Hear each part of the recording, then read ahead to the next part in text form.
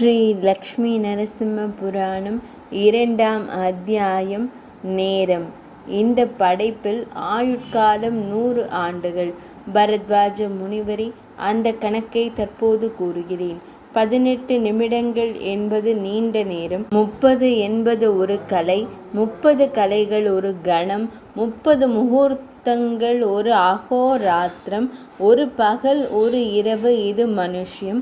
இப்படி 15 நாள்கள் ஒரு பக்ஷம், 2 பக்ஷங்கள் ஒரு மாதம், 6 மாதங்கள் ஒரு அயனம். அவற்றின் பெயர்கள் உத்தராயணம் மற்றும் தட்சிணாயனம். அந்த 2 அயனங்களும் சேர்ந்தது ஒரு வருடம்.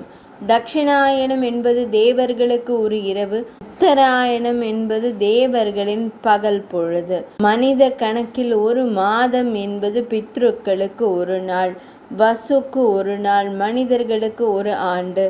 தேவமானில் 1000 ஆண்டுகள் என்பது ஒரு யுகம். அந்த திரேதாதாக்கள், அந்த 1000 யுகங்கள் பிரம்மதேவருக்கு ஒரு நாள். பிரம்மதேவரின் ஒரு நாளில் 14 மனுக்கள் செயல்படுகிறார்கள். ஒரு மன்வந்திரம் என்பது தேவமானம் பிரகாரத்தின்படி இந்திரன்களுக்கு பல 1000 ஆண்டுகள். பிரபஞ்சம் உருவாவதற்கு முன் அவர் தேவர்கள் மற்றும் பித்ருக்கள், கந்தர்வர்கள், ராட்சசர்கள், யக்ஷர்கள், பேய்கள், குகைவாசிகள், முனிவர்கள், அறிஞர்கள், மனிதர்கள், கால்நடைகள், பறவைகள், விலங்குகள், பூச்சிகள் மற்றும் அரவங்கள் ஆகியவற்றை படைக்கிறார். அதன் பிறகு குணகர்மா பிரிவுகளுடன் 4 வர்ணங்களை உருவாக்குகிறார். இப்படி பகலில் சிருஷ்டியை முன்னின்று வழிநடத்திய இறைவன் இரவில் மேகங்களை விலக்கி அன்றிரவு யோக நித்திரையில் இளைப்பாறுகிறார்.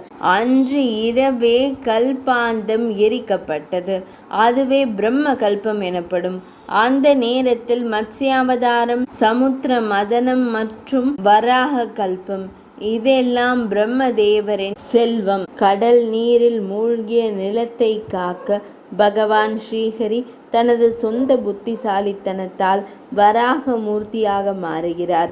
இதை படைத்த பிறகு படைப்பு நைமித்திகத்தில் தெய்வீக அழிவு அளிக்கப்பட்டு ஆதி கடவுளான ஸ்ரீஹரி யோக நித்திரை நிலைக்கு செல்கிறார். 2ஆம் அத்தியாயம் நிறைவடைந்தது.